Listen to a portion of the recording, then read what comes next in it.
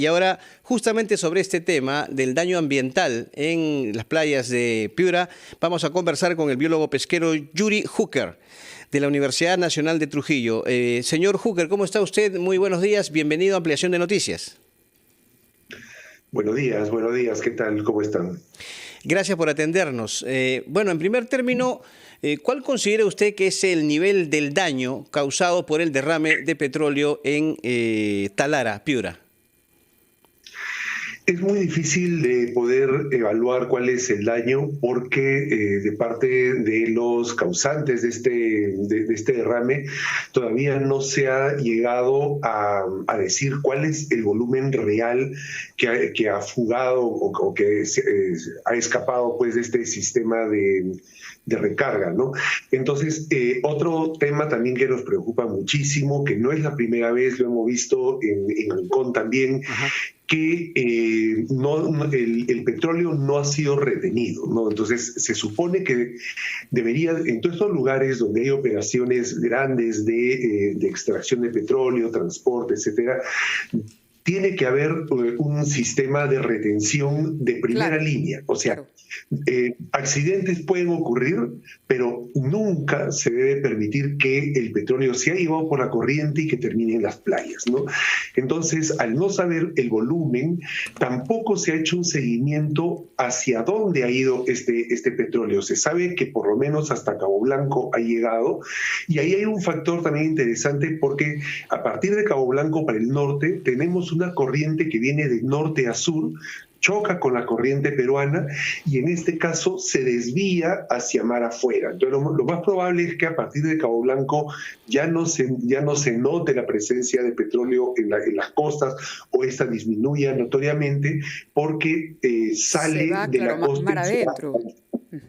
Así es, ¿no? Hooker, pero el daño en la costa es bastante evidente. Claro. ¿No? Y una cosa es lo que uno ve a cómo está, ¿no? Sí, permítanos ir un instante para escuchar a los anunciantes, pero sí podría orientarnos, ¿no? Y explicarnos a los peruanos que somos conscientes de la riqueza del mar del norte del Perú, pero hay ciclos en la naturaleza que se cumplen en esta temporada, ¿no? ¿Qué ciclos podrían estar siendo afectados? ¿Qué especies usualmente se encuentran en esta temporada? Hablemos, no sé, desde las ballenas jorobadas hasta los pequeños crustáceos. En fin, usted nos explicará mejor cómo se maneja esta cadena biológica y cuál sería su preocupación más importante, hacia dónde estaría enfocada cuando regresemos, por favor. 8:51, continuamos en Ampliación de Noticias conversando con el biólogo Yuri Hooker de la Universidad Nacional de Trujillo.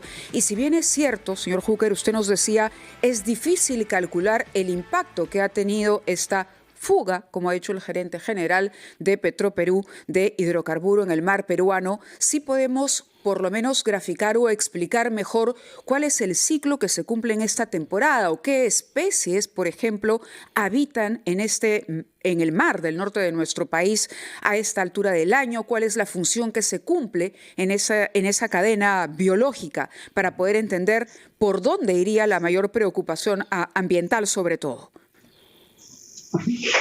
Bien, es importante saber que en primavera gran parte de los peces e invertebrados del mar peruano, especialmente de este ecosistema tropical y semitropical que hay en el norte, ellos cumplen sus ciclos reproductivos, ¿no? Primavera es el momento del año en que gran parte de estos organismos se están reproduciendo e inicios del verano.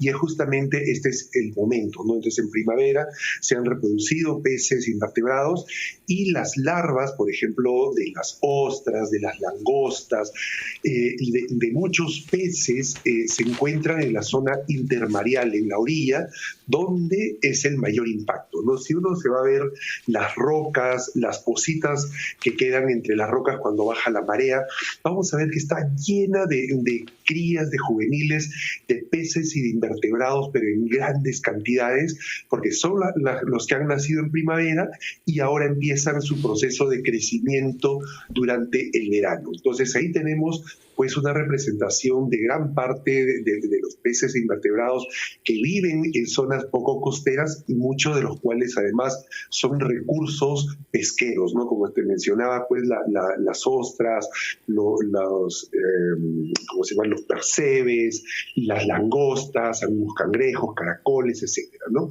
Ahora, debajo del mar también hay un impacto que es difícil de verlo porque obviamente no estamos buceando, e incluso buceando no es tan visible como el petróleo acumulado en la orilla, porque el petróleo en su mayoría flota, ¿no? Pero ¿qué ocurre? Cuando está flotando, parte de los componentes del petróleo evaporan y el petróleo se condensa, se hace más pesado y además esta masa pegajosa que está aún flotando empieza a agregar, por un lado, arena, ¿no? La arena del mismo oleaje que remueve el fondo, y también plancton. Entonces eso hace que el petróleo empiece a caer como si fueran gotas hacia el fondo marino y acumularse sobre rocas, sobre el sedimento, y pues todos los animales que viven ahí, que se alimentan de las algas, de pequeños corales, de cangrejitos, también empiezan a concentrar los contaminantes. Y por eso la importancia de nuestras autoridades ambientales, muy bien que hayan generado una emergencia ambiental, pues se tiene que evaluar cuál es el grado de acumulación de contaminantes de petróleo en las especies y en los recursos que viven debajo del agua, que principalmente son parte de la pesquería. Señor Juque, por lo tanto, no es posible o no hay, diríamos, los argumentos para decir de que ya la limpieza ha culminado en la zona por todo lo que usted nos ha explicado. Es que está ocurriendo lo mismo que en Ancón, ¿no? O sea, van, claro, limpian, sacan la arena con petróleo que está encima y dicen, miren, la playa ya está limpia, el petróleo ya se dispersó, se abrió, porque, o sea, en un principio está como muy condensado y luego se empieza a abrir. Es como cuando uno lanza una gota de aceite en el agua, ¿no? El principio se ve pues la gota y después se expande y es poco visible. O sea, eso no quiere decir que esté limpio. Si se va a las playas, y es lo que me están diciendo, que uno mete la mano debajo de las rocas y sale petróleo. Dentro del sedimento ya disperso también hay petróleo. O sea, que se vea limpio es una cosa muy diferente a que esté limpio. Por supuesto, claro, y al impacto que esto va a tener, que no se mide tampoco en el corto plazo. Señor Hooker, ¿qué medidas se deben tomar a futuro? Porque según los pescadores que hay en la zona, estos derrames ocurren constantemente, no es únicamente de hoy. Entonces, ya hemos tenido también derrames aquí en la capital, pero ¿qué medidas se pueden tomar para el cuidado del medio ambiente en estas playas en donde constantemente hay este tipo de derrames? Sí, pues lo mismo ocurre también en Ancón. En Ancón también nos mencionan que es constante los derrames pequeños, ¿no? Pero sin embargo igual pues esto va acumulando tóxicos en el mar, ¿no?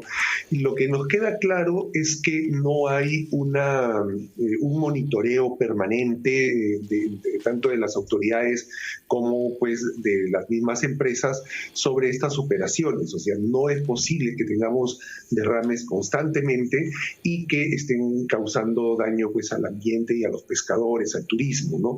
Entonces, ahí notamos una deficiencia porque, como mencionaba al principio, ¿cómo es posible que ocurran estos grandes derrames, nadie diga nada y recién cuando los pescadores o estas manchas negras llegan al mar, recién se da la alerta?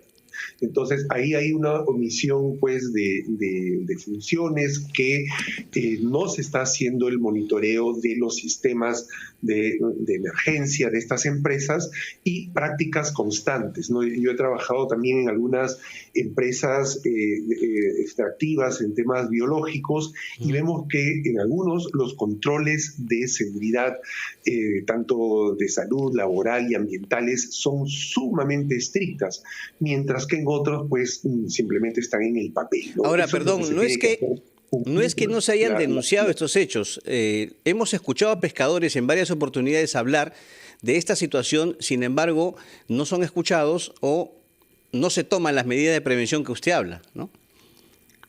Por supuesto, por supuesto. Nosotros también hemos denunciado varias veces, yo hago trabajos más o menos seguidos en el norte peruano y hemos encontrado fugas de petróleo de las plataformas petroleras, en algún momento también una fuga muy grande de gas debajo del mar de una de las tuberías que transportan. Se anuncia, se llama a la UEFA inmediatamente toma acción, ¿no? Pero es algo que ocurre e indica que hay un mal manejo de estas operaciones, ¿no? Tengamos en cuenta también que muchas de las plataformas petroleras que están en el mar, en el norte, tienen más de 40, 50 años funcionando y entre la plataforma y tierra hay tubos submarinos enterrados debajo de la arena que también tienen esa antigüedad y ellos son los que están constantemente también rompiéndose y generando fugas. Lo mismo que pasa en el oleoducto norperuano, que es una cosa pues terrible y que afecta a comunidades nativas que no tienen otro medio para tomar agua que es el río que tienen frente a ellos. Nosotros abrimos el caño y a veces la gente dice, ay, pero ¿por qué se quejan tanto si hay tanta agua en la selva? Pero no es así, porque son comunidades que están frente a una corriente de agua donde pescan, donde lavan, donde toman agua y no tienen otra fuente. Entonces, la cosa es sumamente crítica a nivel nacional, ¿no? Es delicada. Y usted mencionaba justamente el impacto que va a tener en estos organismos que suelen en esta temporada del año reproducirse, los juveniles que se han visto afectados. Esto va a tener un impacto entonces a mediano y largo plazo incluso. ¿Hay en el Perú un registro que nos permita saber, por ejemplo, población de las especies, cómo se mueven estas masas y de alguna manera llevarnos a la información sobre el impacto real? Por ejemplo, de biodiversidad hay muy poca información, ¿no? O sea, nosotros, por ejemplo, hemos generado un montón de estudios, pero son puntuales en un momento X y de ahí ya no se ha vuelto a hacer porque finalmente los que trabajamos en ciencia dependemos un poco si es que ganamos algún proyecto, tenemos algún financiamiento, que siempre son muy pequeños. ¿Y en el Estado quiénes son los responsables? ¿OEFA? Claro, a eso voy, ¿no? Entonces, la información de biodiversidad integral es muy escasa. Sin embargo, en recursos pesqueros, el IMARPE hace un esfuerzo muy importante, muy grande, para poder evaluar la condición de los recursos pesqueros, ¿no? Y esa es la base que se tiene. Entonces, ahora en adelante hay que hacer un seguimiento para ver si hay una afectación de estos recursos con base a la información previamente existente, ¿no?